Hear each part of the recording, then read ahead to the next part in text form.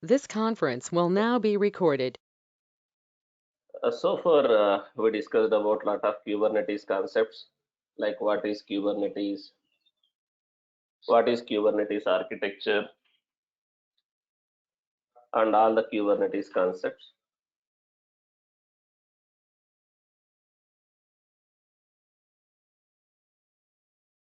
We were trying to understand how to deploy the applications in Kubernetes and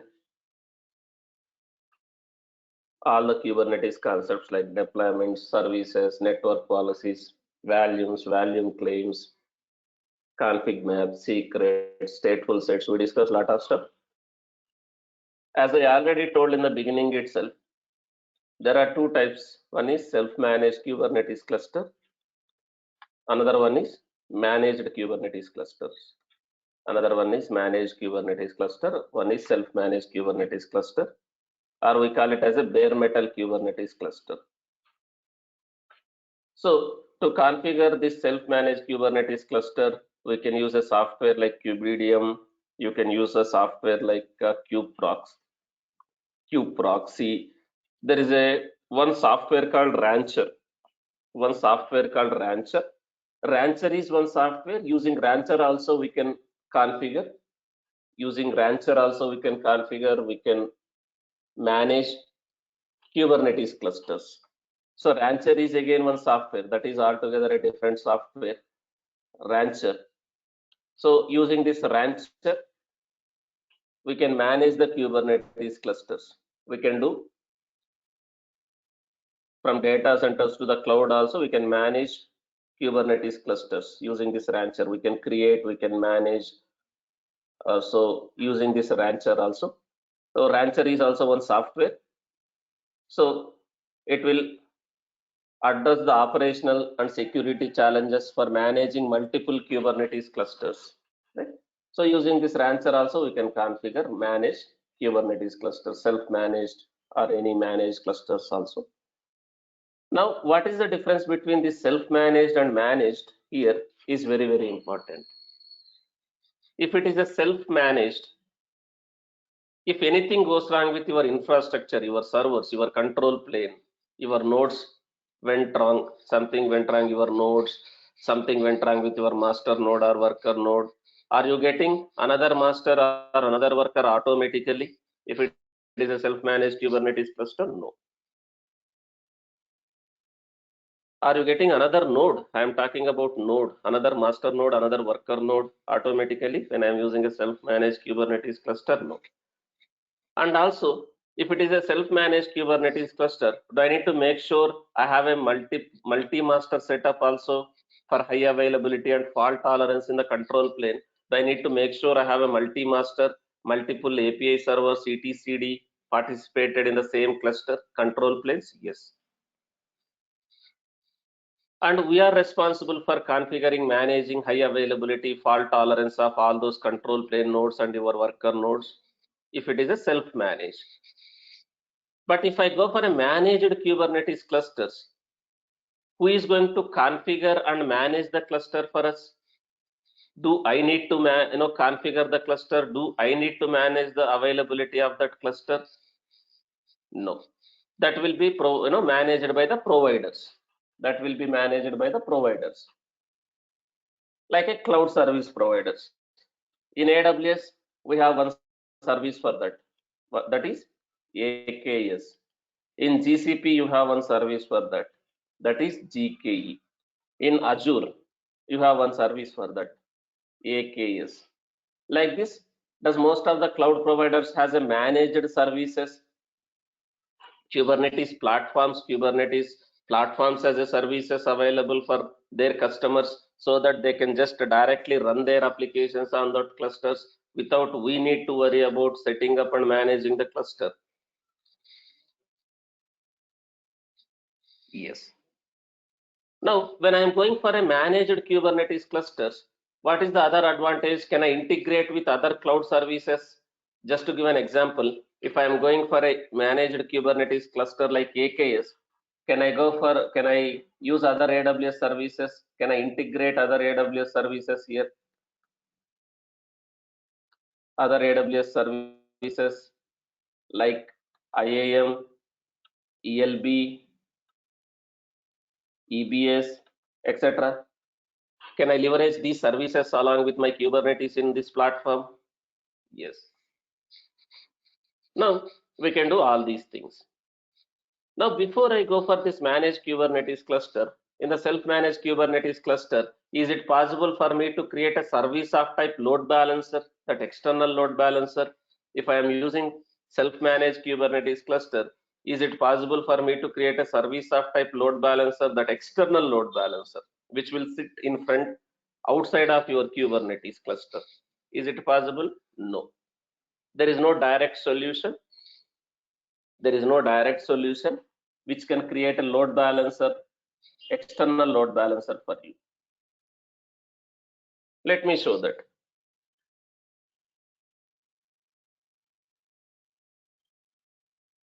Now, as of now, even though my Kubernetes cluster is in AWS, is it a managed Kubernetes cluster? Managed by AWS? No. It is like our own. I'm just creating a servers. I just created a servers. On top of that servers, we configured the Kubernetes, kind of a self-managed only. Now let me connect to this. Let me connect to this. Let me connect to this.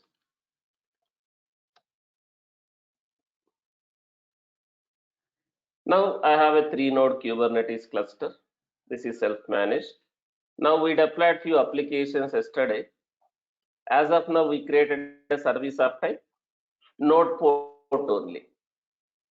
But in real time, as I already told multiple times, in real time, will I able to reach my Kubernetes nodes directly from internet? As I told, in real time, are you going to have public IPs for your Kubernetes nodes? Are you going to create your Kubernetes servers in a public subnets with public IP? Actual environments? Actual environments? No. But as of now, I created my Kubernetes cluster in a default VPC in a default subnets. So is all my servers, Kubernetes servers are in a public subnets because those are in a default VPC default subnets? So that has a public IP. I am able to access using that public IP on that port. But if it is a private servers from internet or from different networks, will I able to reach that private Kubernetes servers using that private IP on this port? No. That is one thing. And one more thing. If it is a node port service, what is the port which we are getting? In which range we are getting a port? In which range we are getting a port? What is the node port range? In 30,000 range we are getting. Again, does any end users does end users has to use this port? If they want to directly use, if they want to directly connect using these nodes, do they need to use this port also along with IPR domain? Even though they are using a domain, do they need to use this port also? If end users has to use, yes. But that is not going to work out, right? That is not going to work out. So do I need some kind of a load balancer, external load balancer in front of my Kubernetes nodes? So request goes to that load balancer first. That load balancer will internally route the traffic. That load balancer will internally route the traffic to this Kubernetes nodes on node IP and node port. On node IP and node port, something like this. Something like this.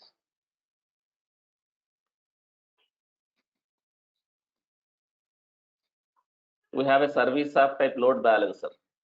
We have a service of type load balancer, this one in Kubernetes. Now, when I'm using a service of type load balancer, it will expose us the service externally using cloud providing load balancer. So I need some external load balancer which will sit outside of my Kubernetes cluster.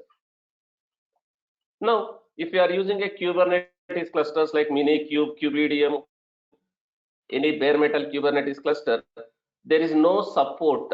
There is no load balancer integrated. There is no load balancer integrated with these type of Kubernetes clusters. So unless until I am using cloud managed Kubernetes clusters like EKS, GKE, AKS and COPS like that, I cannot create a service of type load balancer. With this default setup, you can only use node port. Now, that is not going to work out. Now, actually, if this is the client,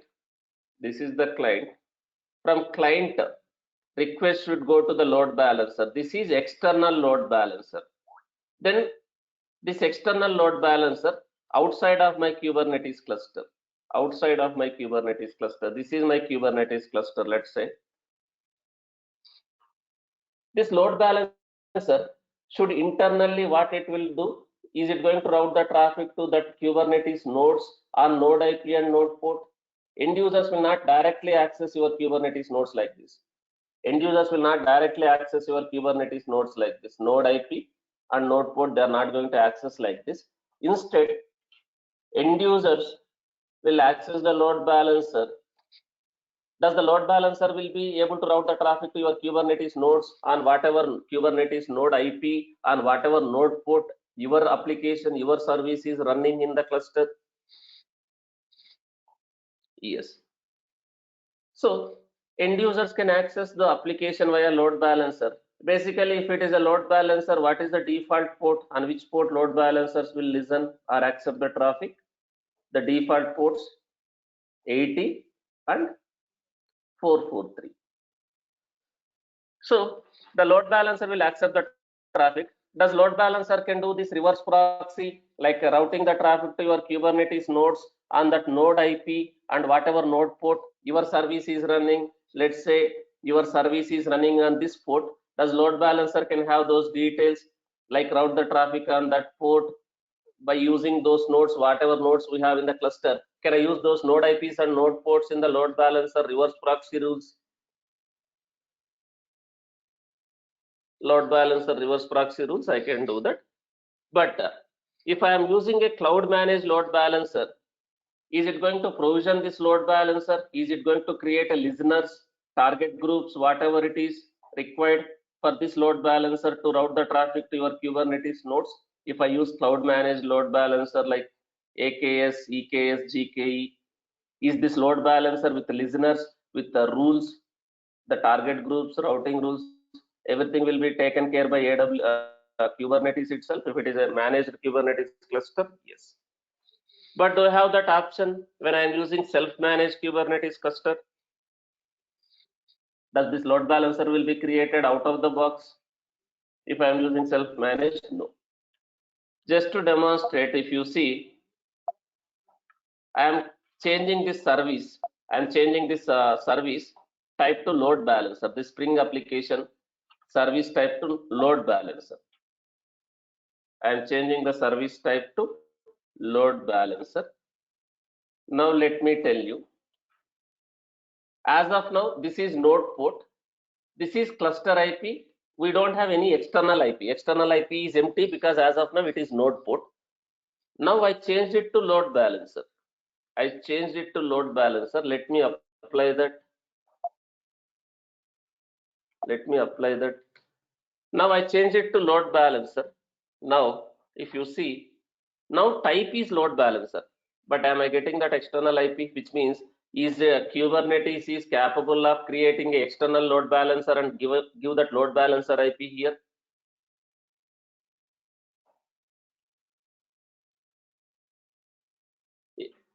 Guys, am I getting external IP? Is that capable of creating a load balancer and provide that load balancer here? Is load balancer is getting created automatically? Do you think is the load balancer is getting created automatically here? No, it is not capable of creating. Now if I describe the service also, now let me describe this service. Now it is saying we change from node port to load balancer.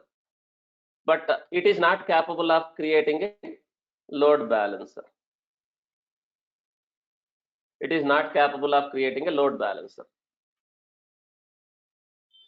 because it is a self-managed Kubernetes cluster. It is self-managed Kubernetes cluster. It is not able to provision the load balancer, cloud managed load balancer.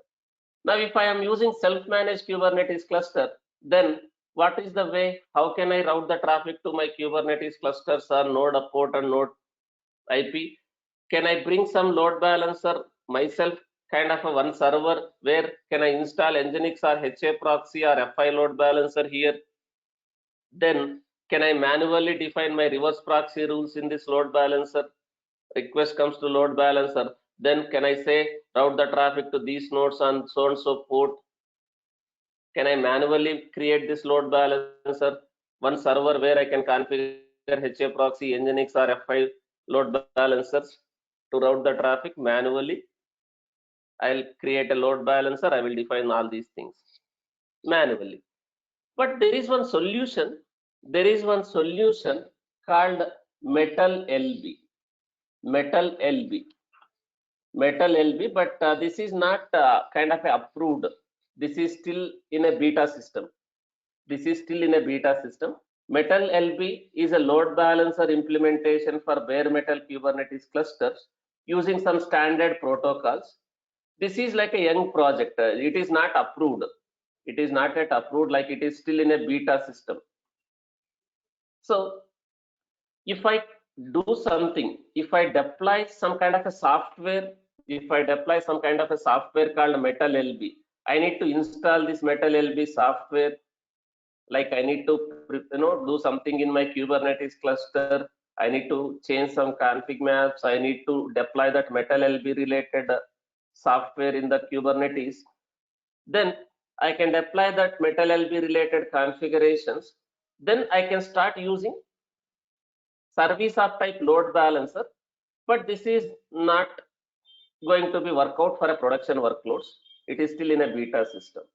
So that's why if it is a self-managed Kubernetes cluster, can I bring some load balancer myself, like create one server, install F5 or HA proxy or Nginx here? Can I do that reverse proxy configurations to my Kubernetes nodes on that node IP and node ports? Yes, I can do this. But if I am using managed Kubernetes cluster, the moment I create a service of type load balancer, will I get a ELB? If it is AKS cluster, will I get a ELB in AWS? Yes. If it is a AKS cluster, Azure Kubernetes cluster, will I get a Azure load balancer in the Azure cloud? The way we have a ELB, there is Azure load balancers. If I am using GKE, Google Kubernetes Engine, will I get a Google load balancer in the Google cloud load balancer? Yes. So if we are using managed Kubernetes clusters like AKS, EKS, and GKE, then the cloud provided load balancer gets created automatically when we are creating a service of type load balancer. This is not possible if you are using a self-managed. But as I told, there is a software called Metal LB.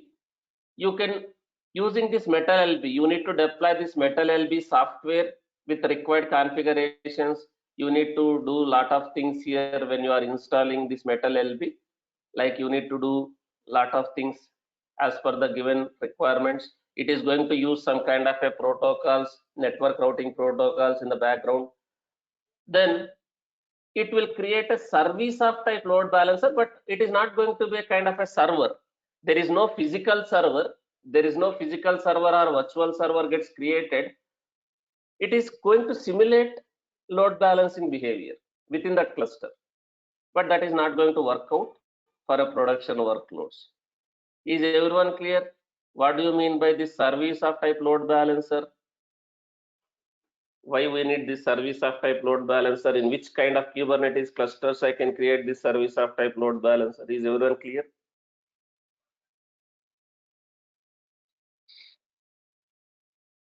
No. This is possible if I am going with managed Kubernetes clusters. As I already told, if it is a managed Kubernetes clusters, is that Kubernetes clusters can be integrated with other AWS services like ELB, and also when it comes to values,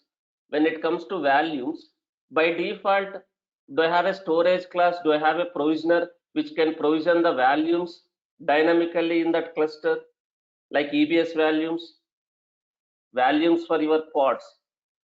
So is that Kubernetes is already integrated or can be integrated with EBS also, like provisioning EBS values and attaching those values to your Kubernetes pods, which is running in that managed Kubernetes clusters? Yes. And also, can I use IAM for authentication and authorization with that Kubernetes cluster? Who can do what within that Kubernetes cluster? Can I also leverage IAM, identity and access management? Yes. So these things are already integrated in a EKS cluster. Now, let's understand what is EKS now. Let's understand what is EKS. EKS full form Elastic Kubernetes Service. Guys, again I am saying whether it's a EKS cluster, whether it's a AKS cluster, or Google Kubernetes engine, or IBM Kubernetes engine, or it's a bare metal Kubernetes cluster, whatever topics we discussed, is it a different? The architecture of Kubernetes, the components which we discussed in Kubernetes, like namespaces, config maps, secrets, deployment services, liveness probe, readiness probe, persistent volume claim, liveness probe, readiness probe, stateful sets, all these things remain same. Kubernetes is Kubernetes, whether you are using self-managed or bare metal or EKS, AKS, GKE, but the way we are going to set up the cluster will be different. The way we are going to set up the cluster will be different. But if it is a managed Kubernetes clusters, can I leverage other cloud services like load balancers, EBS values, IAM, all those things in my Kubernetes also? Yes. That is the only difference. People say, sir, here we learn Kubernetes, but in my project they are using EKS, they are using GKE, or they are using AKS. How to manage, sir? Kubernetes is Kubernetes. Nothing will change. But if you are using AKS, creating that cluster will be different. The look and feel of Azure console will be different. Like if I am using Azure, that Azure console will be little different. The way we are going to create a clusters, portal.azure.com, this is the website. So here you can log into this Azure portal the way you are logging into the AWS console. You can log into the Azure console and you can see your servers, your load balancers, your clusters, all these things. But it looks different. The look and feel will be different. The way we are going to create the clusters will be different. But does the concept of the Kubernetes or Linux or Tomcat or JBoss or Docker, whether you are using in AWS or Azure or GCP, whether you are using in your own data center, does those concepts will change? Jenkins, Linux, like Tomcat? No. But adapting this cloud will be taking some time. Adapting this cloud will be taking some time. Okay. So Kubernetes is Kubernetes wherever it is. That doesn't matter. Now, if you have an account, Azure account, you can log in and you can explore that one also here. Now, this is my AWS account. Here in my AWS cloud, I can set up the required clusters also here. Now, there is another way of setting up the Kubernetes cluster called kops. Nowadays, no one is using this kops, but let me tell you what is this kops. What is the full form of kops? I think if I am not wrong, I have already explained when I was explaining the types of Kubernetes clusters in the second day or first day of Kubernetes. What is KOPS? Full form Kubernetes operations is a software using KOPS we can set up highly available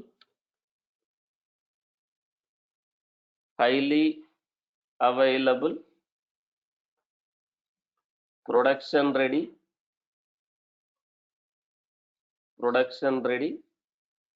Kubernetes clusters in AWS. KOPS is supporting other cloud providers also, other cloud platforms also,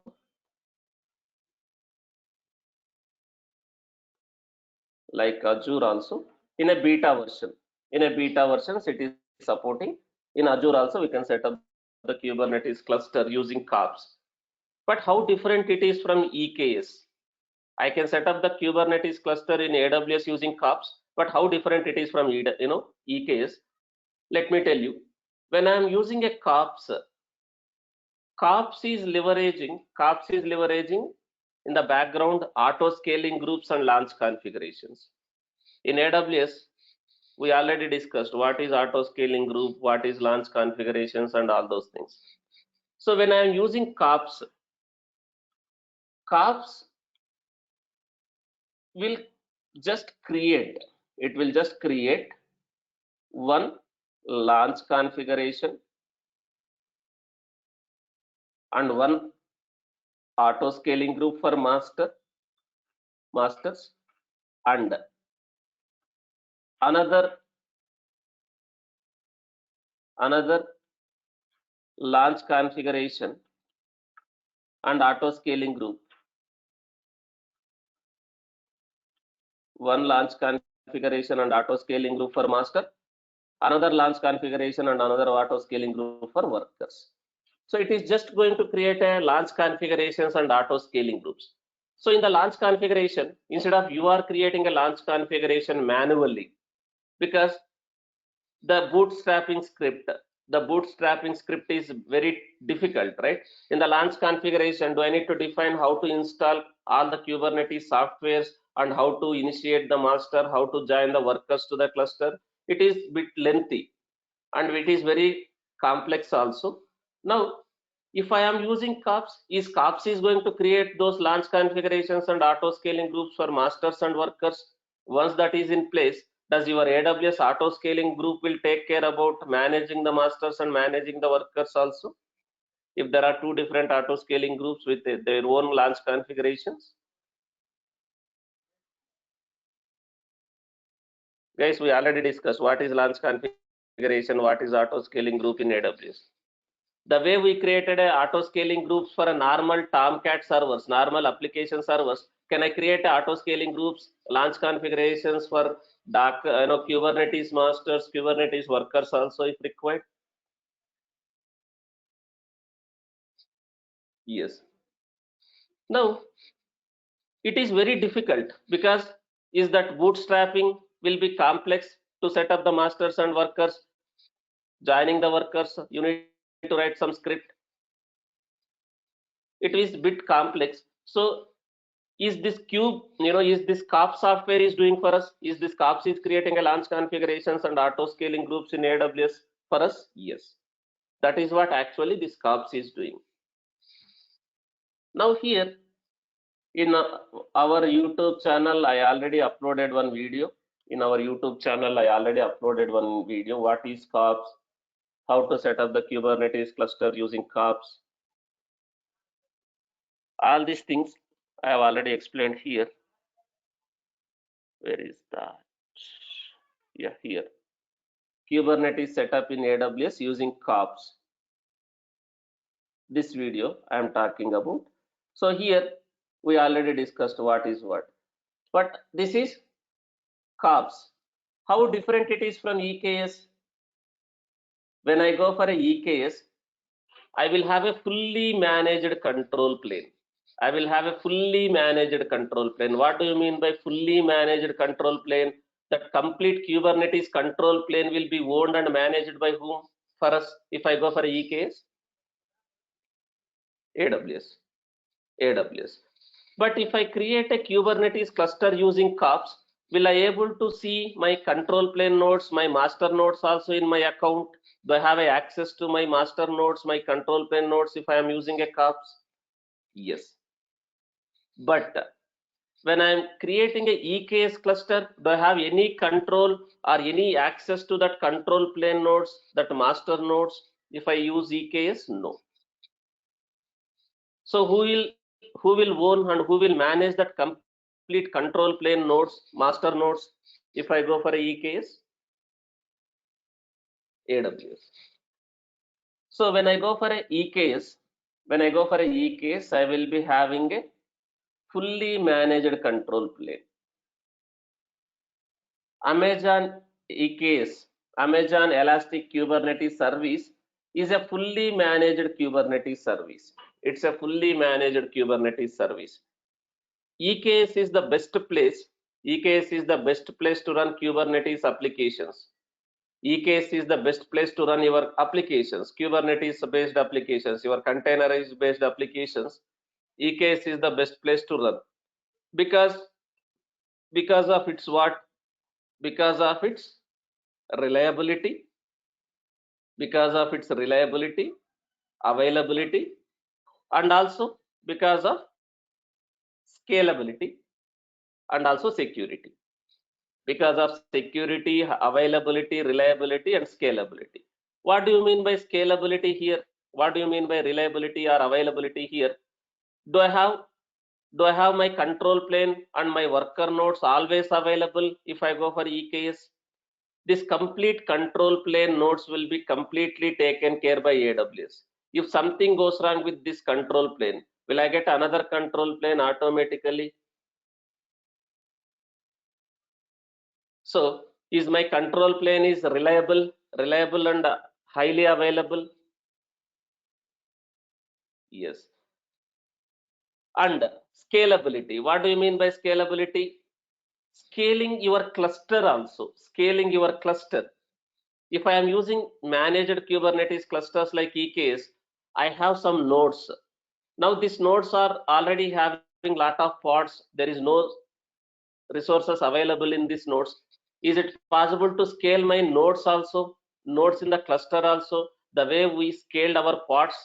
Is it possible to scale our nodes also if it is a managed Kubernetes clusters like EKS? Yes, we can scale the cluster also.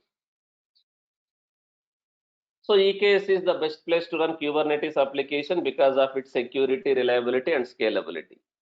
And does EKS can be integrated with other AWS services such as ELB, CloudWatch for monitoring, auto scaling groups, IAM, VPC, load balancing, EBS, all those things? Yes. EKS makes it easy. EKS makes it easy for you to run Kubernetes on AWS. EKS makes it easy for you to run Kubernetes on AWS without you need to install, operate, and maintain your control plane. You no need to install, you no need to operate, you no need to maintain the control plane. It makes easy for you to run Kubernetes on AWS without you need to install and operate. So who is going to install, who is going to operate, and who is going to maintain that control plane, that master, that control plane? AWS. So if they are managing, can I just focus on deploying the applications and managing my data in that cluster? Can I just focus only on deploying my applications, and managing the data in the EKS cluster without worrying about how to install, how to manage all these things? Yes. Kind of a platform as a service. We are getting a platform as a service. Then can I just focus on deploying and managing the data, deploying and managing the applications and data? Yes. Now it has a managed control plane. EKS has a managed control plane. What do you mean by managed control plane? It provides scalable and highly available control plane. What do you mean by control plane? What are the components of control plane?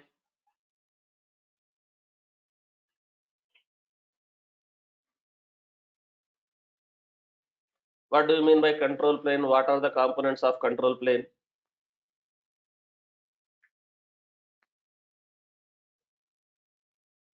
Control plane is basically masters. Madhu is saying masters and workers. Is masters and workers is called as control plane? Is masters and workers are called as control plane? No. Only masters are called as control plane. So what are the components of that control plane? Masters, API server, scheduler, etcd, and control managers. So EKS provides scalable and highly available control plane that runs across multiple availability zones. In the background, these control plane nodes will be managed by Kubernetes. So do I have only one control plane? I mean to say single master. If I go for EKS, no. We will have a multiple masters. Again, is those masters, is that control planes will run across multiple availability zones in that region, like in Mumbai region, is those control planes will be spread into multiple availability zones like 1A, 1B, 1C? Yes, for high availability, for high availability. So EKS service automatically manages the availability and scalability of your API servers and etcd. It will manage the availability and scalability of the Kubernetes API servers and etcd layers. So Amazon EKS runs the control plane across 3 availability zones. So is that control plane nodes, is that master nodes will be running across multiple availability zones, like 3 availability zones in that region, in order to ensure high availability, and it will automatically detect and replace unhealthy masters. Yes. So do we have a highly available scalable control plane when I go for EKS cluster? And these control planes will be, who is going to manage that control planes completely? AWS. Which means, will I able to see these master nodes or control plane nodes in my account, like a customer account? You are one of the AWS customer, you are using EKS. Will you able to see these master nodes in your account? No. This is completely managed by AWS. But in customer account, which means in our account, the guys who is using EKS, in customer account, will I manage worker nodes? Will I able to manage the worker nodes in the customer account? I mean to say the guy who is using EKS, yes. Again, these worker nodes are nothing but auto scaling nodes. These worker nodes are nothing but auto scaling groups. These worker nodes will be created as auto scaling groups, and we will use those auto scaling groups in the EKS cluster. Then if something goes wrong with this worker also, am I going to get another worker automatically? Yes, this is how it works. Now, let me set up the EKS cluster. Let me set up the EKS cluster. There are multiple ways to set up the EKS cluster also, guys. Not only one way. One is, can I use management console? Management console. Using management console. What do you mean by management console? GUI. GUI. Using GUI, using console, will I able to create my Kubernetes cluster? Required components, required components to set up the Kubernetes cluster? Yes. Otherwise, can I use infrastructure as a code also? Can I use infrastructure as a code like Terraform, CloudFormation, or Boto scripts? Like a Terraform, CloudFormation, or Boto script. Using Terraform also, is it possible to create a EKS and other required components of EKS? The way we can create a servers, IAM users, storages using Terraform, is it possible to create a EKS cluster also using Terraform if you are using AWS? Yes. If you are using Google Cloud, if you are using Azure Cloud also, is it possible to create a AKS clusters or GKS clusters using Terraform or any other cloud, infrastructure as a code software also? Yes. Like using Terraform, there is a EKS resource in Terraform. There is a EKS resource in Terraform. Using that EKS resource, using those EKS resources, you can create a Terraform clusters using this EKS resource, like resource AWS EKS, the name of the cluster, in which VPC, in which subnets you want to create that cluster, whatever IAM permissions is required for that cluster. Same thing, whatever I can do using console manually, can I do that using Terraform also? Like I need to create required roles like this, required roles like this, required VPCs, required subnets, required IAM roles, all these things. I can write it as a Terraform script. I can keep the Terraform script. Using the Terraform script also, I can create the cluster. Console or Terraform. And what is one more thing which I can use? How to create another way? EKS-CTL. EKS-CTL. There is again one utility, one kind of a CLI, EKS-CTL. EKS-CTL provided by AWS. By installing this EKS-CTL software, by executing some EKS-CTL commands, also will I able to create the cluster. But in the background, whether I am using console, whether I am using Terraform, whether I am using EKS-CTL, in the background, is it going to make some API calls in the background to the AWS to create all these things? Whether I am using a console, whether I am using a infrastructure as a code software, whether I am using a EKS-CTL, in the background, is it going to make API calls, web service calls to the AWS to create those resources? Yes. But in real time, is it possible to manage or maintain or manage the infrastructure manually, create the infrastructure and manage the infrastructure manually using console? Are you going to use this console option in most of the projects in real time? No.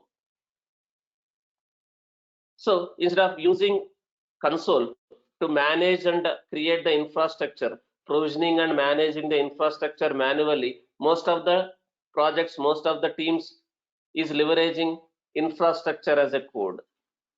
Infrastructure as a code, like a Terraform. Is the Terraform is the only option for infrastructure as a code? No. There are different tools are there. If I am using AWS, can I go with CloudFormation templates also? Instead of Terraform, can I do with CloudFormation templates also? If I am using AWS, yes. If I am using Azure, can I go with ARM templates, Azure templates, ARM templates? The way we have a CloudFormation in AWS, Azure has ARM, Azure resource templates. But instead of using this CloudFormation or Azure resource templates, most of the cloud providers, most of the teams are leveraging what nowadays, what is the popular infrastructure as a code software? Nowadays, everyone is using Terraform.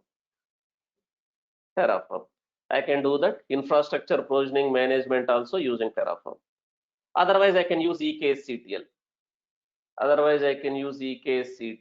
EKS-CTL. So AWS itself is offering one utility, one kind of a binary, EKS-CTL. So by installing EKS-CTL, a command line tool for working with EKS clusters that automates many individual tasks. So by installing EKS-CTL with required IAM permissions to that server, I will install EKS-CTL in one of the server by attaching required AWS permissions to that server to create a Kubernetes clusters, networks, load balancers, all these things. Then by executing EKS-CTL commands, will I able to do that? Yes. Something like this. So By installing ekctl, I can execute a commands like this: ekctl create cluster, my cluster name, in which region you want to create. In the background, is this ekctl is going to create a required components to set up the cluster, like IAM roles required, node groups required, EKS cluster, IAM, all those things. Yes. So this is a kind of a utility. Now I'll demonstrate only console so that you can understand what is happening in the background. You can understand what are the components are required while setting up the cluster, so that you can easily understand what is required to set up the EKS cluster. If you are familiar with console, if you are familiar with console like management console, manually you are doing, will it be easy for you to automate also? Whatever resources you are manually creating, you will keep that in some kind of a Terraform script. Without familiar with your AWS resources or any other cloud resources, is it simple for you to use Terraform scripts, writing the Terraform and using? No. If you are good at cloud resources, if you are already good at AWS or Azure, all those things, Terraform is like a code. You can just write a code based on whatever resources you want to create. Now let me do it manually. For now, I'll not use anything automation here. Now, do I need to have a AWS account with admin privileges? I am not saying root account. I am not saying root account, because as I already told, in real time, are you able to, do you have root account details, root credentials? Does everyone will be having a root username, root password? No. I can manage, I can access AWS with my own credentials, but do I need to have a privileges? Do I need to have a privileges, permissions to create EKS clusters, VPCs, all those things if I want to set up? Yes. So you need an AWS account with admin privileges. As of now, I am using root only. As of now, I am using root only. Does root user is an admin user by default? Is that root user is an admin user by default, which means is that root user has all the permissions, all the access to the Kubernetes, I mean to say AWS? Yes. That root user is kind of a admin user by default. All the access we will be having in the root user. Now, first I'll do this. I'll first create one IAM role for EKS cluster. First, I'll create one IAM role for EKS cluster, because is EKS cluster, is that control plane is going to manage some AWS resources on behalf of us? When I am using EKS cluster, is EKS cluster that EKS service requires access to the AWS, like creating a load balancers? Whenever I am saying service of type load balancer, creating a EBS volumes with a storage class, does that EKS service requires permissions to create and manage some other cloud resources on behalf of us? Yes. So how can I grant access to the AWS resources, to the AWS resources?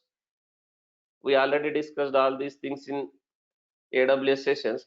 How can I grant access to the AWS resources to manage AWS resources?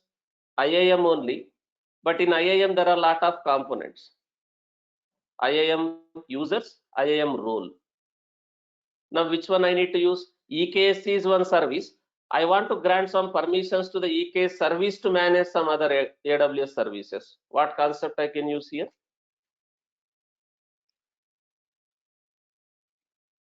IAM role. So first let me create one IAM role. Let me go to AWS. Guys, I'll terminate these servers. I'll terminate these servers. These are like a self-managed Kubernetes clusters. I'm terminating those servers. If I terminate, if something goes wrong with this one, does anything will happen automatically? Because these are self-managed.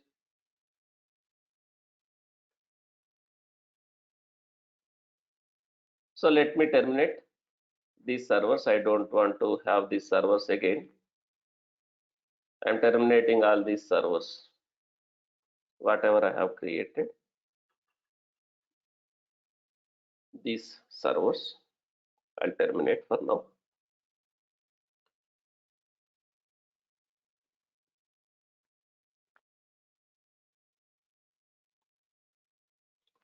Now, first, I'll do this step. Now, whatever I am doing manually, can I have this in a Terraform script also the way I have shown here somewhere?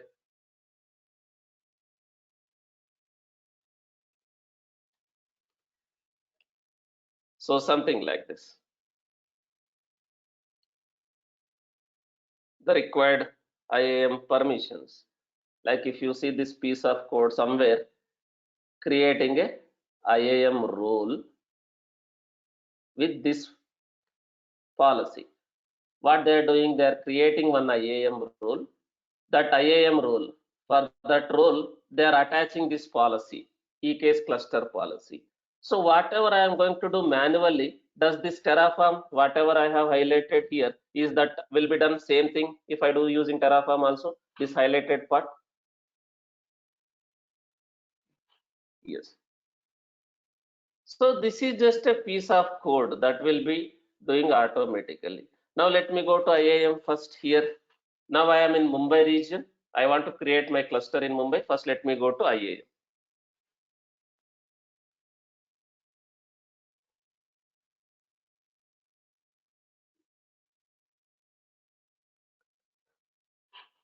Now here, let me go to the roles.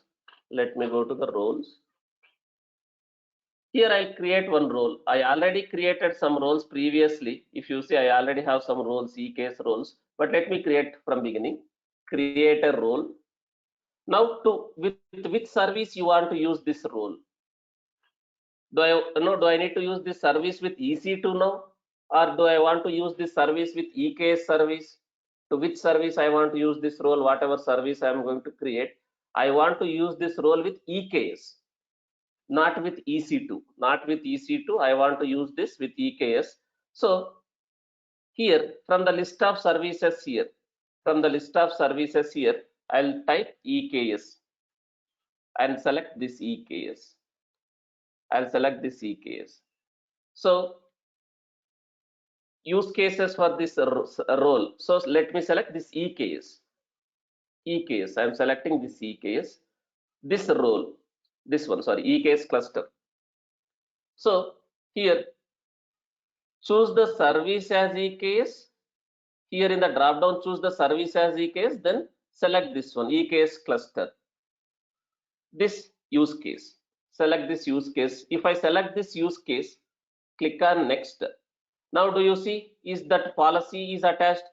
AWS EKS cluster policy, even though you are using Terraform, is it same policy? Are you attaching to that role, whatever your role creating using Terraform, this role, same thing. That is how it is working in the background. Okay. Now, this role is already, this policy is attached. Let me click on next. If you see same thing, whatever you see in the Terraform, you like this, with this policy, you are creating a role. Now let me give some role like this, EKS cluster role, some name. Like, let me give some name, like I already have other names. I'm creating one IAM role. This is done. I created one IAM role. That IAM role I will use when I'm going to do this step. When I'm going to create this EKS cluster, I'm going to use that role. So whatever role is created like this role will be used when we are creating that resource. Like this. If it is a Terraform script, this is the resource which you want to create with this role.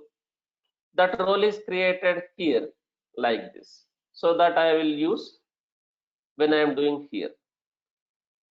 But before I create a EKS cluster, do I need to have a dedicated VPCs and subnets in which I can create my cluster, in which I can create my nodes? Before I create that cluster, do I need to have some VPC with the required subnets to create my clusters, to create my workers, all those things? Yes. Is it recommended to use default VPCs in the actual environment which you want to deploy your clusters? No. Now I can create a VPC with required subnets. Now, do I need to have a public subnets also in which I can create my cluster? Because when I'm creating a service of type load balancer, do I need to get a load balancer, internet facing load balancer? If it is internet facing load balancer, do I need to have a public subnets also? Yes. And also, do I need to have a private subnets? Do I need to have a private subnets also? In private subnets, I'll create my worker nodes, worker group, that worker nodes I'll create in a private subnets.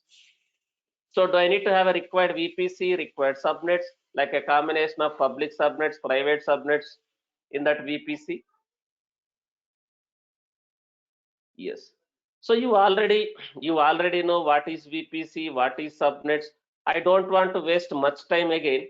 Even though I am creating a EKS cluster using console, I don't want to create this VPC manually. It will take a lot of time because you need to create a VPC, you need to create a subnets, you need to create a NAT instances also.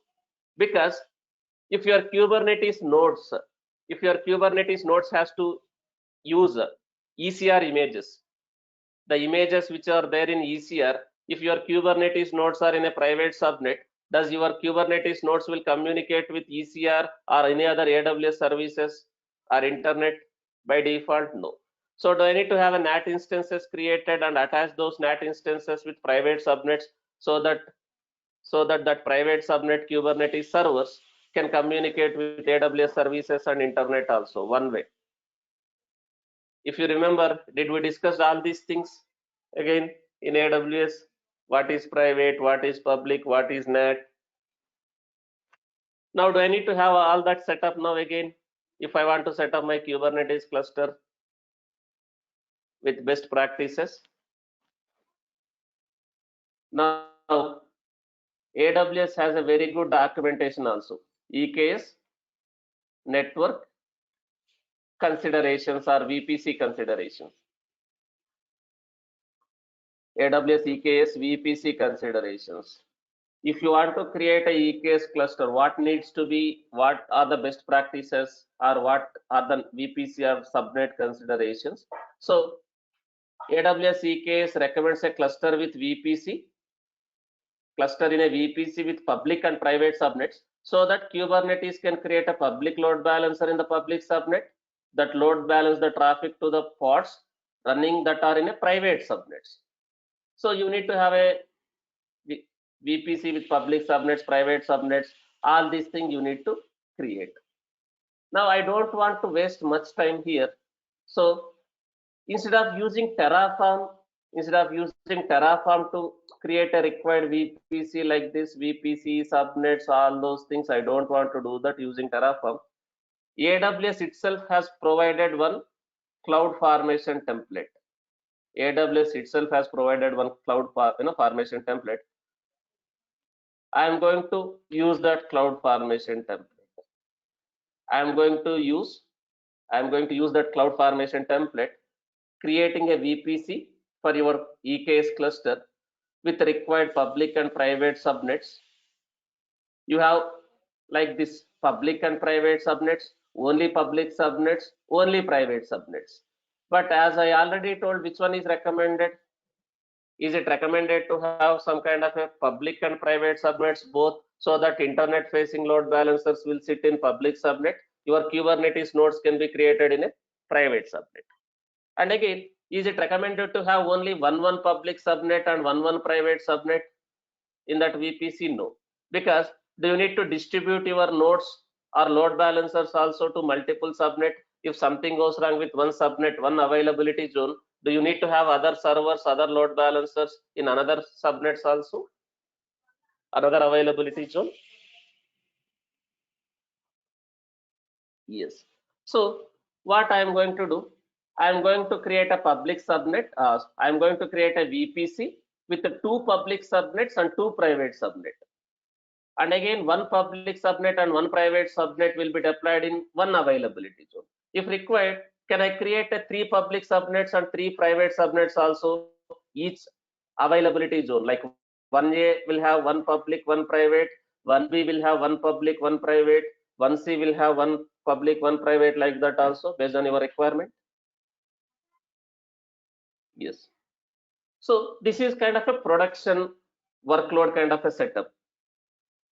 We can set up the EKS cluster. Do I need to follow all the best practices defined by AWS as well as Kubernetes also? When I am trying to set up kind of a production clusters, production workloads I want to manage, you need to follow all the best practices, the standards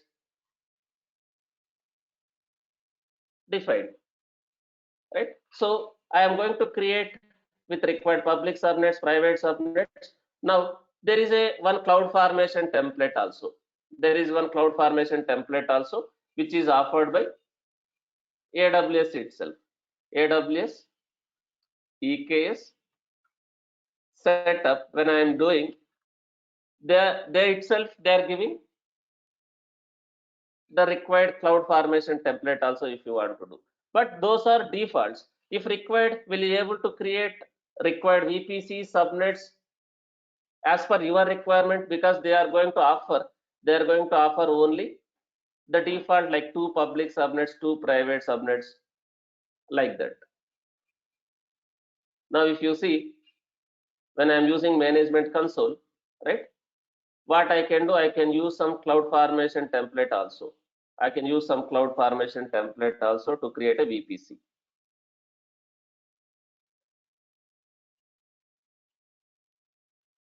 I can use some kind of a cloud formation template also. Now based on your requirement, you can change. Now I am using the cloud formation template, which is provided by AWS itself, which is provided by AWS itself. This cloud formation template. Let me show. This cloud formation is going to follow YML as a code. YML as a code, right? If you see, this is in the form of YML, kind of a variables, kind of a blocks, like this, kind of a variables, your VPC CIDR, like these two are the public subnet CIDRs, these two are private subnet CIDRs. So the resources, what resources has to be created? It has to create a VPC with this name. It is going to create an internet gateway, kind of a code. This can be done using Terraform also, or manually also. I can create all these things, but I don't want to waste much time.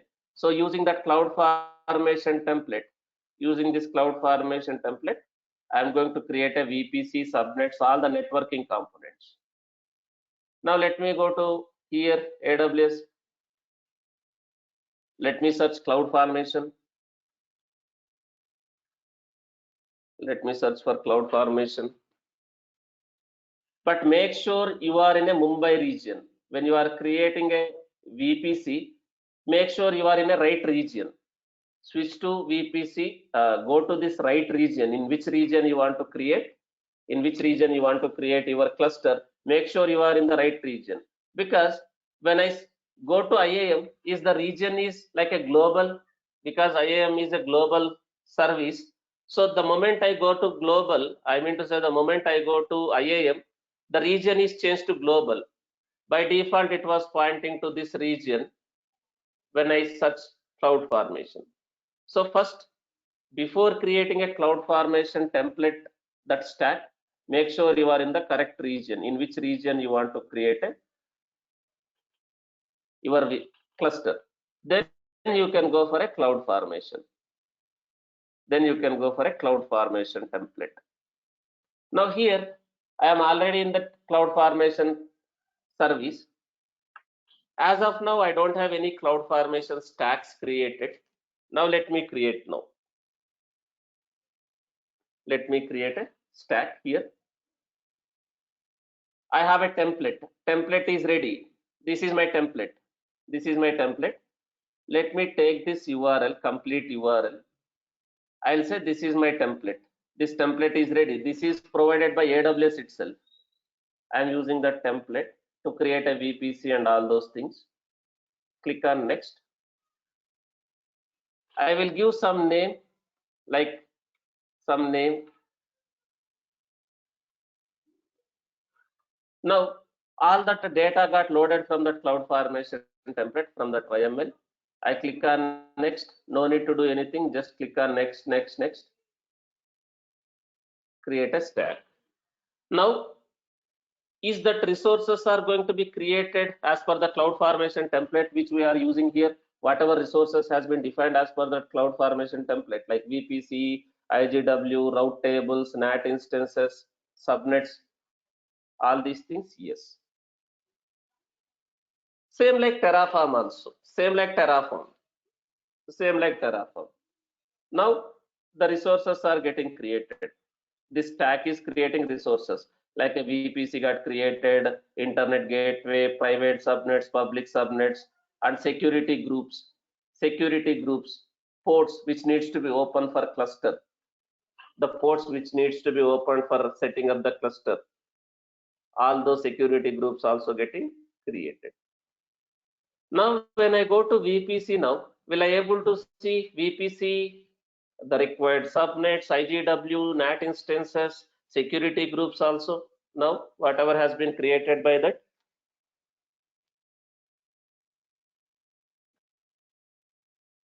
Now, if you see, do I have this VPC?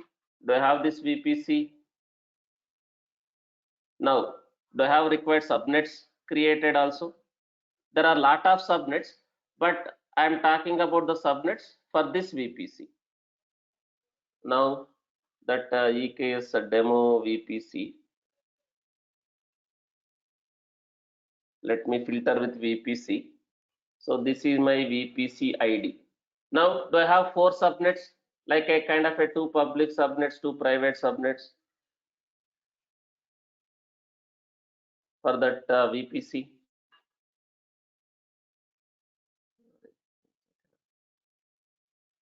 Let me go to VPC.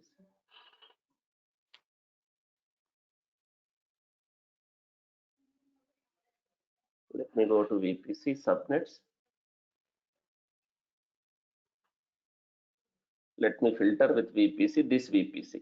Do I have some subnets like this? 4 subnets, kind of a 2 public, 2 private, 1 private, 1 public in one public and one private in one A, another public in another private in one B. But this is the default template which I am using.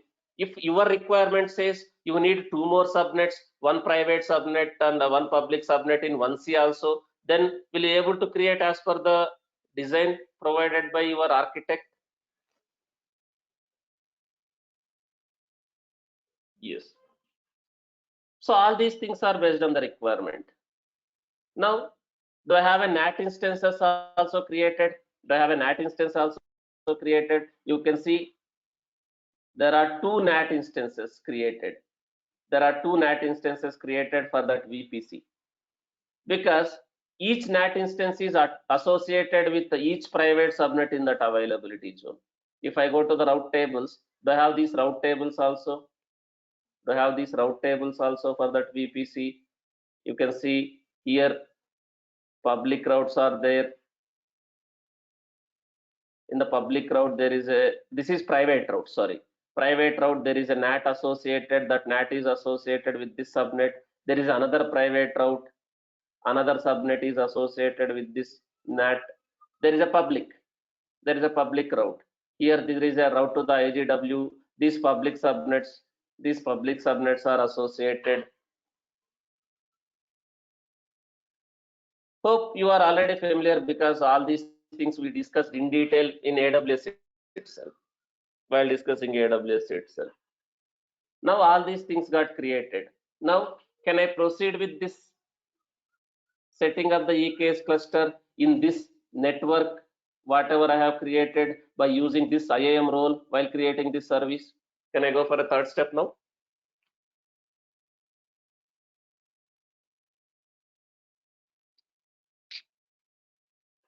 Yes.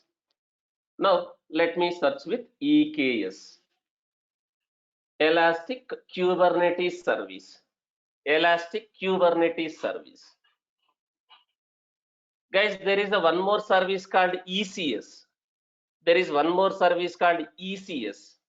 There is one more service called ECS. One service called EKS. What is the difference between ECS and EKS? It is a elastic container service. Elastic container service. I am not saying ECR. ECR is different. ECR is different. I am saying ECS. It is elastic container service. What is this EKS? Elastic Kubernetes service. So what is the different, right?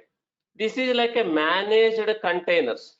So instead of you create a servers, to create a containers, does AWS can manage the containers also without creating a servers? Without we create a servers and install Docker, is it possible for creating and running the containers without we install, without we create a servers? Yes, that is possible with ECS, Elastic Container as a Service. What do you mean by Elastic Container as a Service?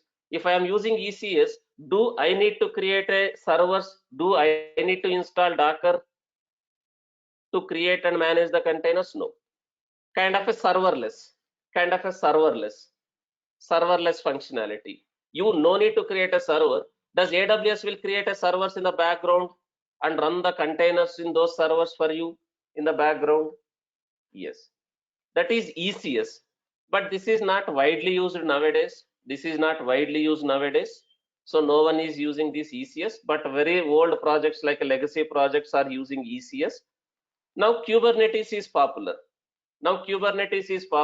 Everyone started deploying the applications in a Kubernetes rather than as a containers. They are started deploying applications as a pods using Kubernetes. Then do I have a service for that Kubernetes also? The way I have a service for containers, do I have a service for Kubernetes where I can create a pods will manage the containers? That is EKS. Is everyone clear what is ECS and what is EKS?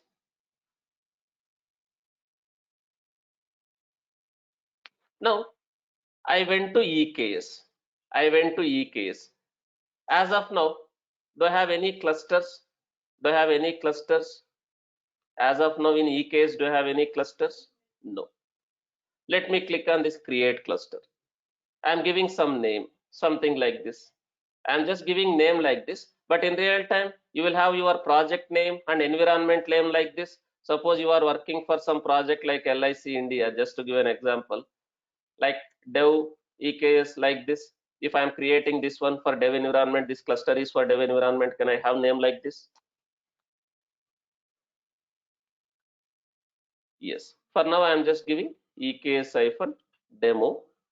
And what is the Kubernetes version which you want to use? Even though Kubernetes latest version is 1.24, is EKS is supporting 1.24 latest version? No. So what is the default version? What version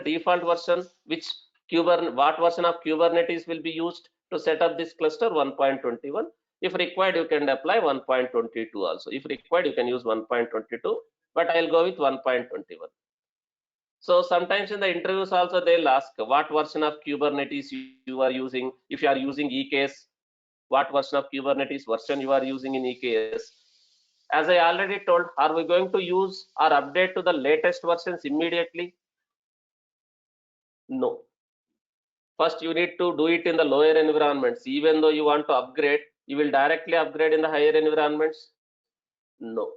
You will first do it in the lower environments and you will try to deploy all your applications in lower environments. If your applications, your manifests, your Kubernetes manifests are compatible, if your applications or Kubernetes manifests are compatible with that version in the lower environments, then only you will upgrade in the higher environments. I am talking about environment level. Are you going to directly upgrade in the production, any software versions? No. So that, and again, you are not going to upgrade immediately. you will have a 1 or 2 versions behind. So I want to use this version. Now here, do I need to select that role, whatever role I have created here? Because that role has permissions. That role has permissions to manage something on behalf of us.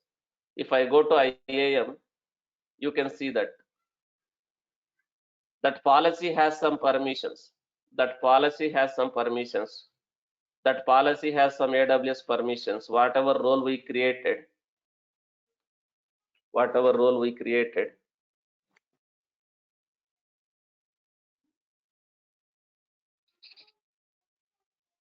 whatever role we created here, right, in the IAM, we created this role, one role now. This EKS, this role we created. This role has attached with some policy. If I expand this policy, will I able to see some permissions? Does it have a permissions for auto scaling group? Does it have a permissions for EC2 to attach the values to the EC2 instance, to create a values in the like EBS values, create permissions, like required permissions, load balancing permissions, because that Kubernetes has to manage, that EKS has to manage some other AWS resources. Is that policy has all the required permissions for auto scaling, EC2, load balancing, all these things. Now we are attaching that one while creating this EKS cluster. So we are attaching that role, whatever role we created while creating this EKS cluster. This one also same thing, but I created for a previous batches. This one also same policy, but I created for a previous batch. But now I am using this one. Even though I select this one also, it will work because this is same policy, but different role I created for previous batches. So I am going to use this one. Now I am creating a cluster with this version, this role. Now let me click on next. In which networking? You need to select networking. In which networking? In which networking you want to create this cluster? So in which VPC? Can I select this VPC? Whatever VPC I created for setting up the CKS cluster. Now choose the subnets. Choose the subnet in which your control plane, your cluster will be created. Here I will choose all 4 subnets. Here I will choose all 4 subnets. All 4 subnets I will choose, whatever is part of that VPC. All 4 subnets I will choose here. Now coming to the security groups. Do I already have a security groups also created with required ports, like that control plane port, API server ports already opened? Yes. I'll select both security groups. I'll select both these security groups. I'll select both here. Now here one is important point here, cluster endpoint access. Cluster endpoint access. What do you mean by cluster endpoint here? Configure access to Kubernetes API server. How you want to reach that API server? Here you have 3 options. Here you have 3 options: public, public and private, only private. If I select private as a cluster endpoint, what does it mean?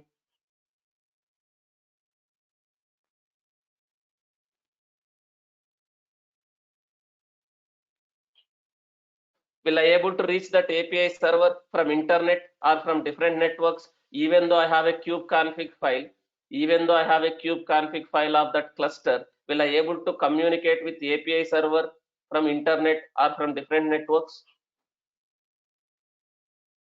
So is it going to have some kind of a private load balancer for my API server? Is it going to have some kind of a private load balancer sitting in front of my API servers? Not a public load balancer? Yes. I can access only within the network. But in real time, are you going to choose this one only? Private endpoints only in the actual environment? Yes. Because are you going to expose your API server to the internet or different networks in the real time? No. But for now I will choose public and private. For now, I will choose public and private, which means will I able to access this API server from outside of the VPC as well as within the VPC also? Yes, I'll choose this one. Now coming to the network add-ons. Configure add-ons that provide a networking for the cluster, pod networking. So when I am using Kubernetes self-managed, do I have a different CNI container networking interface implementations like a VNet, Calico, Flannel, all those things. Now when I am using EKS, what is the CNI? What is the CNI? AWS itself has one CNI, that container networking solution for a pod networking, that is Amazon VPC CNI. Amazon VPC CNI. Which version of that CNI? Which version of that CNI? I will go with the default only. I will go with this default version of that CNI. It is like a VNet, whatever we used. And also do we have a core DNS, Q proxy concepts here, core DNS, DNS within the cluster, service discovery in the cluster, core DNS, Q proxy, all these versions I am selecting here, default options, click on next. Now here, logging, configure control plane logging. What do you mean by this control plane logging? What is happening inside my API server, inside my control manager, inside my scheduler?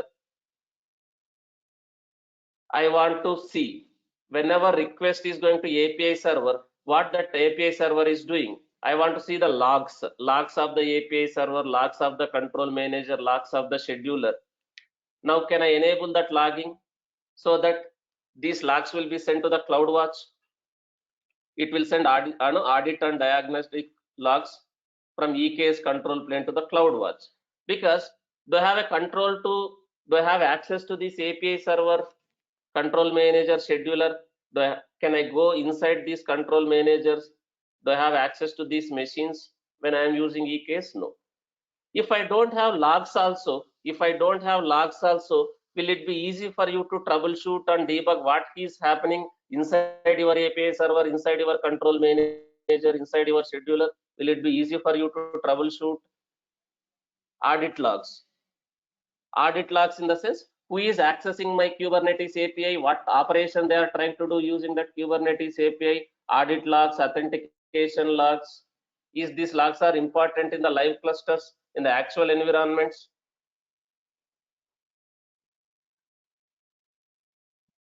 Who is doing what? I want to log. I can enable all these things, but if I enable all these things, logs will be sent to the CloudWatch. But again, is that chargeable? I can go to the CloudWatch and I can query the logs. Again, is that chargeable? Yes. But even though it is chargeable, do I need to enable all these logs in the actual clusters, in the actual project which I am trying to use? Yes. For now, if you don't want that all the charges, you can disable all these things. You can disable all these things. If you want, you can enable, but if you don't want, you can disable this logging of that control plane detail. Now let me click on next. I have not enabled, I have just disabled. With all these configurations, I can review.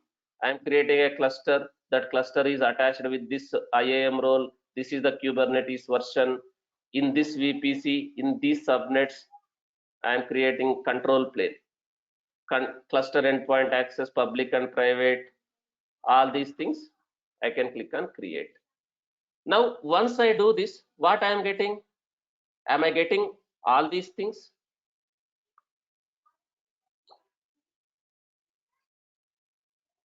Am I getting everything? I mean to say, am I getting all these things after that step? No. Only we are getting what? Only this one. Only control plane. Only control plane. Only the cluster. Only that control plane. Did I created any worker nodes? Did I added any worker nodes to that cluster? Only that control plane. Only control plane is created. Now, To this control plane, can I add the nodes now? To control plane, can I add these nodes now? Nodes, but it will take some time, guys. It will take approximately 10-15 minutes. Approximately it will take 10-15 minutes. It is still in a creating phase. That cluster is in creating phase. Now I have one cluster. If I go inside that cluster, there is a compute option here. As of now, do I have any node groups? Do I have any node groups added to this cluster? That node group is nothing but your workers. Do I have option to add the node group now? Since that cluster is not completely created, that provision, I don't have that option. It will take some time, maybe 4-5 minutes or up to 10 minutes also it will take. So give me some time, just 1 minute. Let this in progress. I'll be back in a minute.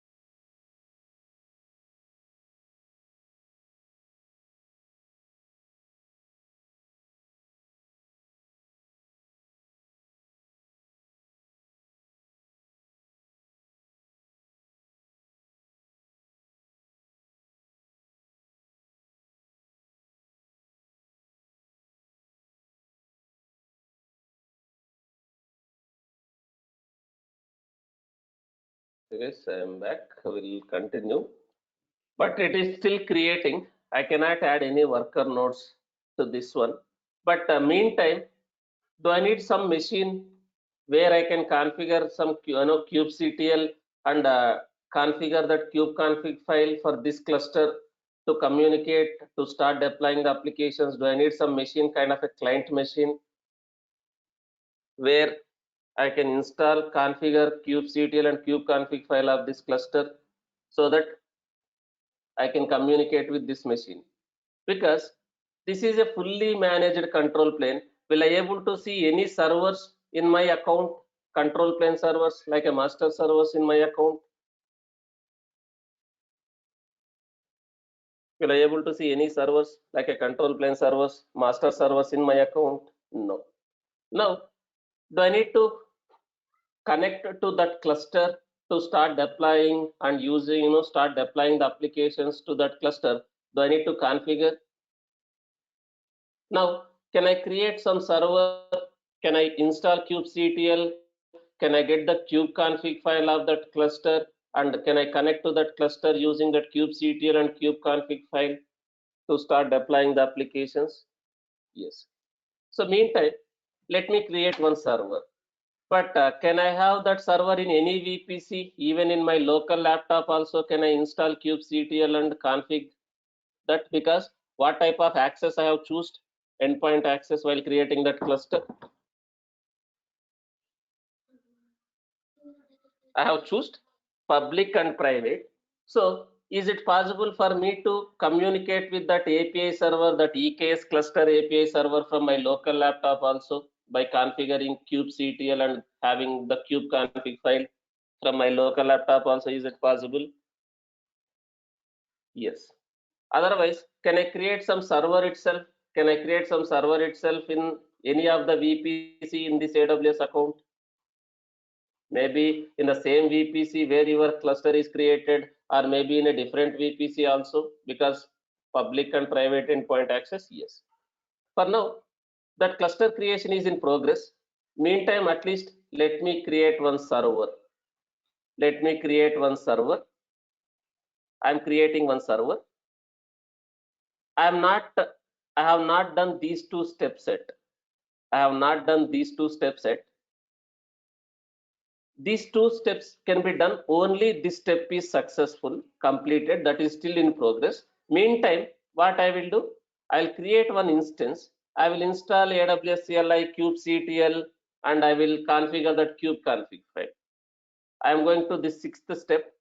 Later, I will come back to this fourth and fifth. So let me create one server, kind of a client, This can be any server. In fact, this can be your Jenkins server also. In my Jenkins server, if I have a kubectl, that kubeconfig file, will I able to communicate with that cluster, EKS cluster also? Yes. Now, this is kind of a client machine. I'm choosing Red Hat, all the default instance type. I'll use this key pair. That doesn't matter whether this is in a default VPC or same VPC, because I have choose the public and private endpoint access. Even though this client is in a different machine, is this client machine will be able to communicate with API endpoint? Yes. So let me choose that launch instance. I am creating a server. I am creating a server. Once this server is ready, kind of a client machine, will I have, I'll install AWS CLI, kubectl and all those things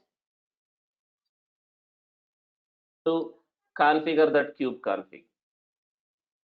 First, let me connect to this machine. This is kind of a client machine. Is this machine is a part of your control plane or worker?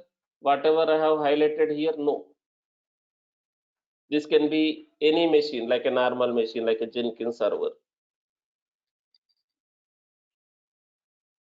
Let's connect to this one. Let's connect to this one.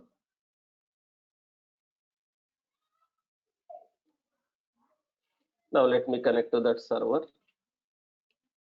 As of now, do I have a kubectl software?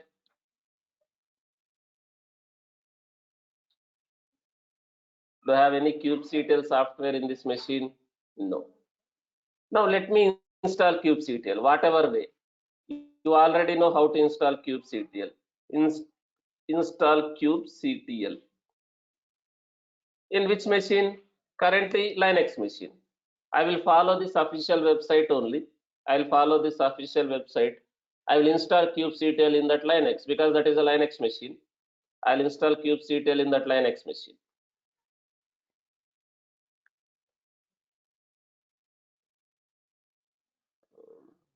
Little slow it is.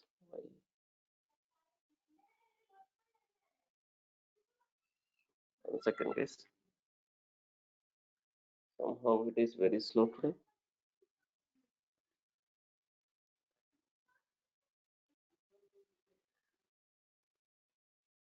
Why this much slow?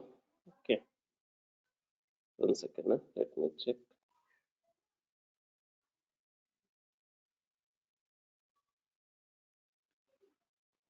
Okay, so let me install kubectl in that machine. So I am downloading that kubectl binary. That kubectl binary I downloaded by using this command. Then this one I'll install. I'll install by executing this command, that binary. I'll install. Now I have a kubectl. Now if you see, when I execute some command like this, kubectl --- version --- client, so I have a kubectl.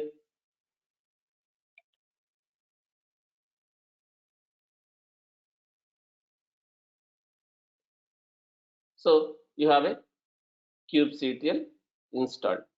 Now If I just have a kubectl, does it mean I can access my Kubernetes cluster like this? Do you see? Is it working? Kubectl get nodes, kubectl get pods, kubectl get ns. Is it working? What this kubectl is expecting in this machine? What kubectl is expecting in this machine? Do I need to have a cluster details? Do I need to have a cluster details? Where can I have those cluster details? Kubeconfig file. Do I have that kubeconfig file in that current user home directory? Do I have anything in the current user home directory? Do I have anything in that current user home directory? Do I have anything called .cube like that? No. Now, this is a managed Kubernetes cluster. Then how can I get the kubeconfig file, guys? Will I able to SSH? Will I able to SSH to the master nodes or control plane nodes and get the kubeconfig file? This is managed Kubernetes cluster. This is kind of a managed Kubernetes cluster. This is completely managed by AWS. Then how can I get the kubeconfig file? With the help of AWS CLI. With the help of AWS CLI. Now my cluster is ready, but I will add the nodes later. My cluster is ready, but how to get the kubeconfig file of this cluster? With the help of AWS CLI. So I can execute some commands, AWS CLI commands, AWS EKS, kind of a EKS list clusters like this. I can list how many clusters are there. I can get the kubeconfig file also. But do I have a AWS CLI installed in this machine? Do I have a AWS CLI installed in this machine to get that kubeconfig file? I can execute this command, AWS EKS update config, this command. I can execute this command to get the kubeconfig file. I can execute this command to get the kubeconfig file. This command, not as is. Now you need to update your options. Cluster name. What is my cluster name? What is the name of the cluster which I created? This is the cluster name, the name of the cluster. From which cluster you want to get the kubeconfig? This is the cluster. And in which region I have my cluster? AP South 1. AP South 1. Guys, please be on mute. I hear some background noise. Someone is talking. Now, using this command, I can do that. But do I have a AWS CLI installed to get that kubeconfig file in this machine? No. So let me install AWS CLI. Whatever way you want to install. You can install AWS CLI. Install AWS CLI. Again, that is Linux machine.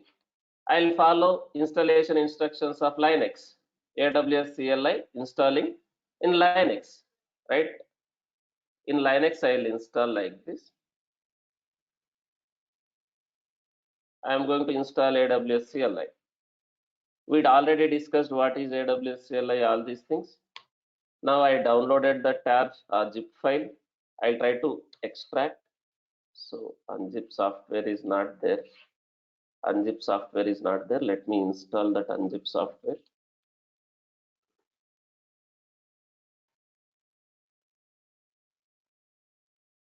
Now let me extract that file, that AWS CLI file. Then I will set.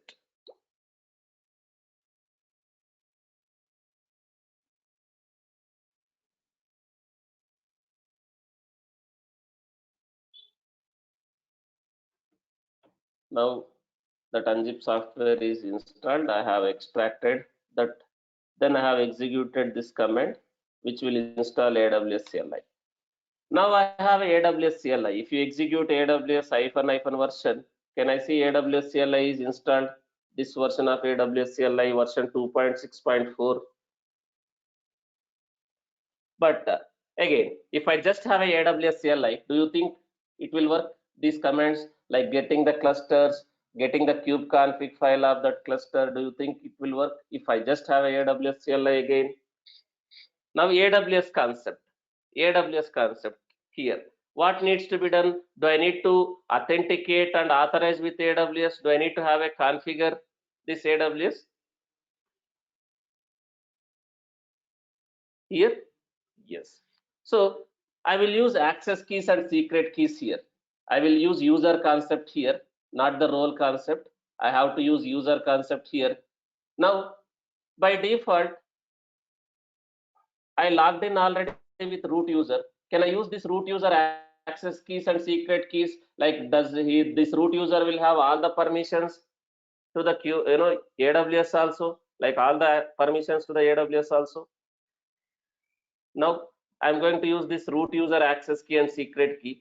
Does this root user has a full access to the AWS resources, like admin access to the AWS resources? Yes. Suppose if you don't have admin access, you are a normal user. At least do you need to have a read-only permissions to the EKS to you or your group to which you belongs to? Do you need to at least have a EKS read-only permission so that you can get the kube config file? If you are a normal user, at least you need to have a EKS read-only permissions, you or your group, then only you can access. Now let me use this root user security keys.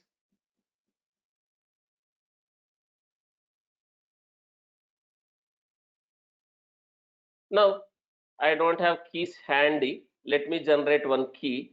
Let me download that for future reference also. This is my access key, root user access key. Now can I execute this command, AWS configure command with access key? That is the access key. This is my complete secret key. Default region. To which region you want to point? Suppose my infrastructure is in Mumbai. Guys, make sure you are giving a correct name. AP hyphen space. There should not be any space. AP hyphen south hyphen 1. There should not be any spaces like this. What is the default output format which you want to see? It supports JSON format, table format, and text format. Whatever you want to see in a JSON format, you can say JSON. If you want to see in a table format, you can say table. Now I have configured my AWS CLI with root user credentials. Now, am I able to see the clusters? How many clusters I have in that account? This AWS EKS list clusters. How many clusters I have in this account? Guys, this is a root user credential. If I execute this command, AWS EKS delete cluster, does clusters will be deleted because this is a root user? Does root user has a full access? Let's say if I execute something like this, is this cluster gets deleted? Yes. So that's why in real time, are you going to give kind of admin access or full access to all the people who are working in that project? Using IAM users, that groups concept, can I give only required permissions like read-only permissions to the developers and other team members? Only administrators, only admins have full access. Only they can create, update, delete the clusters. So don't execute this command for now because it has a full access. Even though I have given read-only access, even though I give read-only access to the EKS, will I able to see the clusters? Will I able to get the kube config file of that cluster? Yes. This is AWS authentication and authorization. This is AWS authentication and authorization. Now, do I got that kube config file from that cluster and got created in this location in this system? Now, do I have a kube config file of that cluster here? If you observe, as I already told, we have three sections: cluster section, contexts, users. Now, if you observe here, as of now, this EKS cluster is using what type of authentication? Is it using X509 certificate based authentication? Is it using certificate based authentication the way it was using in the self-managed? No. Is it using kind of a token based authentication? kind of a user tokens. If you see here, the user, it is saying authentication, kind of some command. So is this system is configured? Is this system is configured with one IAM user, one AWS user? So whenever I am executing kubectl commands, whenever I am executing any kubectl commands, now it is using this kubeconfig file. It is using this kubeconfig file. It is communicating with cluster. As of now, do I have any nodes? Because do I have any nodes? Master nodes will not be listed here. This is completely managed by Kubernetes. Master nodes will not be listed. Now, if you see namespaces, do I have some default namespaces? Those 4 namespaces. Yes. But now, authentication, what is happening in the background? In the background, it is executing some kind of way that kubectl is using this way of authenticating. It is going to execute some commands like this: AWS EKS. It is going to execute some command like this: AWS EKS get a token command. In the background, I am saying -- region. This region, I have my cluster. -- name not required. Maybe this name, -- cluster name, -- cluster name, this cluster name. So in the background, kubectl is executing this command. Kubectl is executing this command, and it is returning the token. Is this the token of that user? Is this the token of the user which we configured in this system, like a root user, root AWS user token? Yes. Since it's a root AWS user token, is that root user has all the privileges in Kubernetes also? Is that root user has all the privileges in Kubernetes also?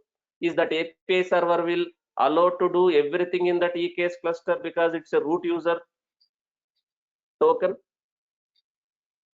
Yes. So this is what happening in the background. Now I don't have any nodes. I don't have any nodes as of now. I don't have any nodes.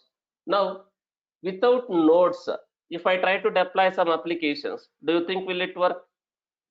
Any application, whatever application you want to deploy. Now, same Kubernetes concepts. Same Kubernetes concepts. Now let me try to deploy one application. Let me try to deploy one application, any application like this. Any application like this. Let me try to deploy here. Let me try to deploy any application, something like this. I'm trying to deploy, but I don't have any nodes. Do you think it will work? Whether one replica, 2 replicas? I don't have any namespace. I am not mentioning namespace also. This will get created in a, which namespace? This deployment created in a which namespace? In default namespace. Now why it is showing in pending state? Why it is showing in pending state? What is the reason? First of all, I don't have any nodes added to this cluster. I don't have any nodes added to this cluster. When I describe the pod,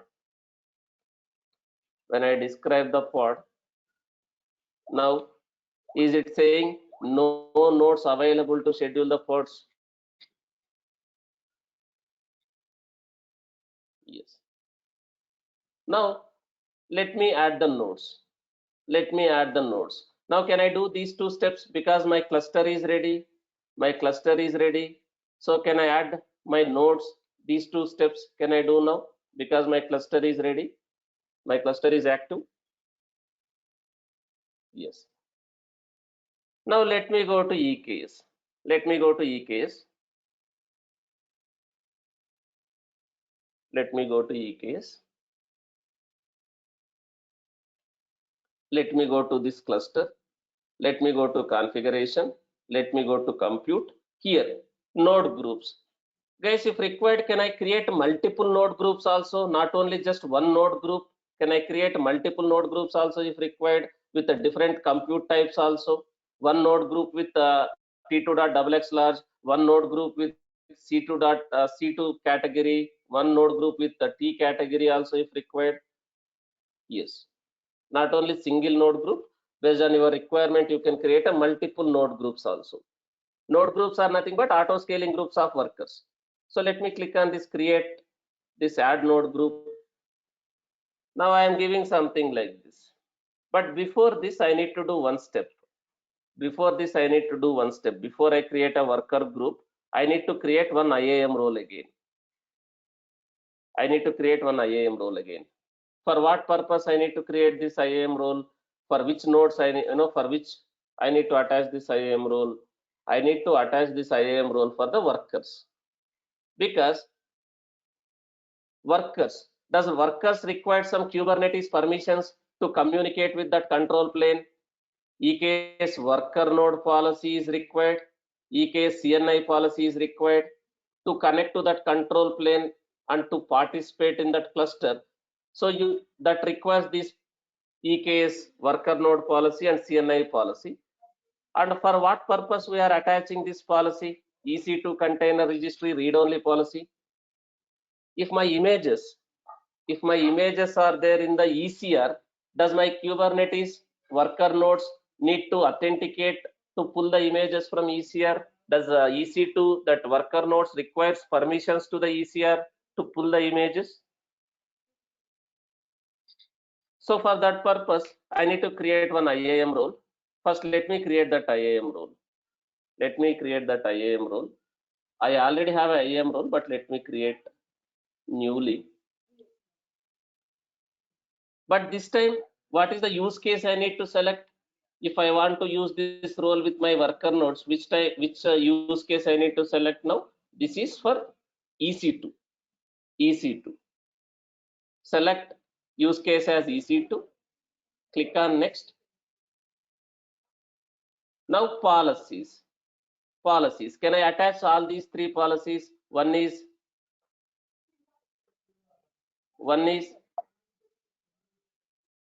Amazon EKS worker node policy. I am going to attach all these policies. Search with this, type enter, select this, clear this one, and again Amazon EKS CNI policy. Search with that, select that, clear that filter again, and another one is this one, EC2 container registry read only. Select this. Now click on next. Click on next here. Now let me give some name. EKS worker role, something like this. That worker role has these policies. Then this role can I use while creating this node group? While creating this node group, can I use that role here? That role, this role where I have attached those policies? Yes. Now, while creating a node group, if you want to add any labels to the nodes, the way we added a labels, kubectl label node, you can add a labels, you can add a taints also. If you want to add any tags also, you can add all these things, but I am not adding anything. Click on next. Now, AMI type. As of now, is that EKS is supporting all the AMIs like CentOS, Ubuntu, all those things? No. AWS has a optimized AMIs. AWS has optimized AMIs. AWS has a optimized AMIs created for EKS only. So as of now, AWS is offering EKS optimized optimized AMS like Amazon Linux, Bottle Rocket like this. I am going with this Amazon Linux. That AMIs are optimized to use with EKS. So that is the AMI, default AMI. What type of instances? On demand. Now instance type. Here, can I select what type of instances I need based on the requirement? Suppose I really need very high configuration server. Can I select like T3.x large, T3.xx large, like 128 GB RAM and 32 CPU. If you want to deploy too many applications like this, based upon the requirement. Now here T2 is not supported. T2 is not supported, and I am selecting this T3.large. I am selecting this T3.large, 2-core CPU and 8 GB RAM, because I want to deploy a lot of applications like Prometheus, Grafana related parts, Prometheus related parts also I want to deploy. I want to demonstrate monitoring also. I am selecting high configuration server, not very high, like 8 GB and 2-core. And again, there is a limit for max IPs also, guys. What is the max IPs they are offering? If I am selecting T3.large here, what is the max IPs they are offering? 36. What is this max IPs? What do you mean by this max IPs? Maximum pod IPs, which means how many pods can be created in these type of instances? 36. Even though you have enough CPU, enough memory, because of IPs are not available, will you able to create more pods in these type of instances? No. So you need to consider this also, max IPs. Now I am selecting T3.large, which is offering 2 CPU, 8 GB, max IPs is 36. That is the instance type. Again, is it chargeable? You may have a doubt. Sir, while practicing, will they charge? Yes, everything is chargeable. Is EKS also chargeable? That control plane also chargeable? How they are going to charge the control plane? Per cluster, per hour, $0.10 they will charge for a control plane. For one control plane, I mean to say per cluster, $0.10 per hour they are going to charge. And again, does the charges will be applicable based on the instance type I am using, based on the EBS size I am using? Again, all these things will comes into picture. Yes. So I am selecting T3.large because I want to deploy a lot of applications. Disk size is 20. Now what is this node group configuration? What do you mean by this min size, max size, desired size? You observe same thing when we created in auto scaling also. The number of nodes has to be available. At any point of time, how many nodes I want to available for this cluster? How many worker nodes I want available? If I say 2, how many nodes will be available? Always. Whenever your cluster is running out of CPU, running out of memory, up to how many nodes I want to scale also I can define. But is it always 2 and 5 like this? Is it always 2 and 5 like this? Based on your requirement.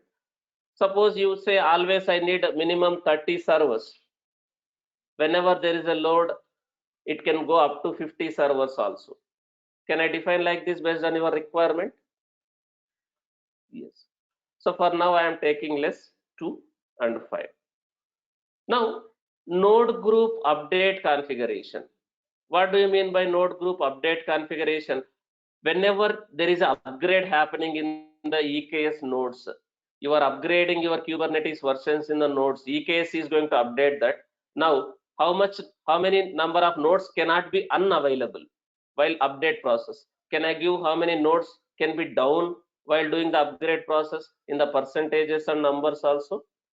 Upgrade will be taken care by AWS itself, but it will make sure only one node will not be unavailable while update process is happening, node level. So that is what the value here. With all these configurations, I am selecting subnets. Here, do I need to select public subnet? Is it recommended to select public subnets while creating a node group? No. Only private subnets. I am selecting this private subnet as well as this private subnet. I am selecting this private subnet as well as this private subnet. One is in 1A, another is in 1B. Now is my worker machines will spread across these subnets in these availability zones? Is my worker nodes will be spread across in these subnets in these availability zones? Yes. If I want to SSH to these servers, can I allow configure SSH access to these nodes? I will enable SSH access if I want to SSH to that worker nodes. I will enable SSH access. I'll select the key pair, which key pair I want to use, and security groups. Select all these three security groups here. Select all these three security groups here. Click on next. With this, I'm creating a one node group. Now this node group is nothing but auto scaling group in the background. Now if I go to auto scaling group, can I see one group is getting created, one auto scaling group is getting created in the background? I created a node group. Can I see one auto scaling group here now? Can I see one auto scaling group here now? After some time, if you keep refreshing here, I created a node group. That node group is nothing but one auto scaling group. After some time, I can see one auto scaling group here. But for what was the launch configuration used for that auto scaling? Does AWS EKS has its own launch configuration for that node groups? Yes. AWS EKS has its own launch configuration for that EKS node groups. So using that launch configuration, it was using this launch configuration, EKS launch configuration. Now one auto scaling group is created.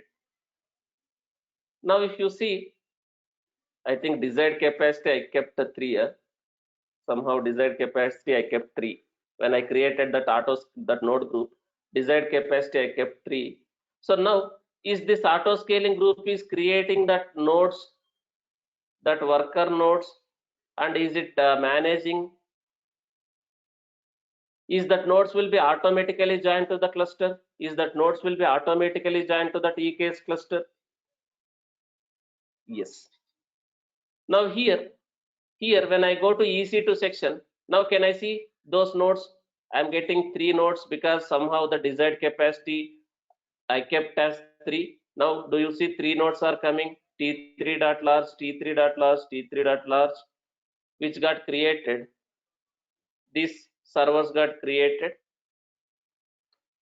These servers got created in that VPC subnets, whatever subnets I have selected. If you see, it is in that VPC.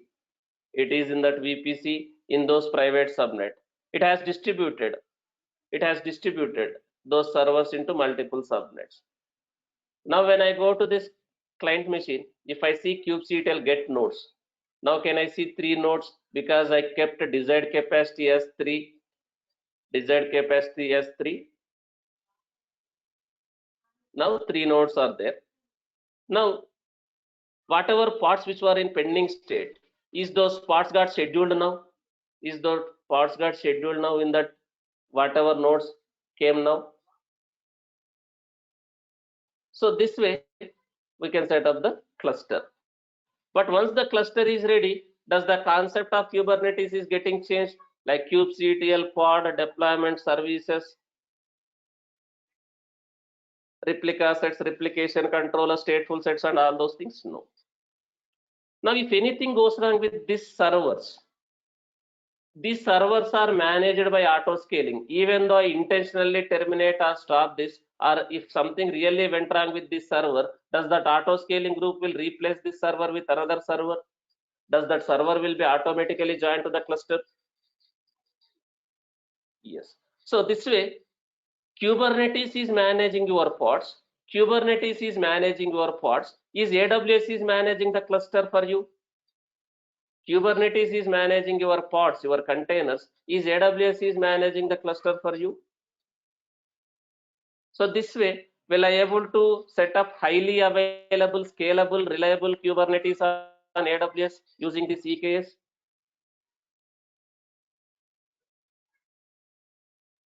So this is how it works. So try to set up the EKS cluster, guys. Tomorrow I'll continue with other concepts. Tomorrow also we have a class. Tomorrow I'll continue with other topics. But before coming to tomorrow's class, terminate the current cluster and you can start using this EKS cluster and practice.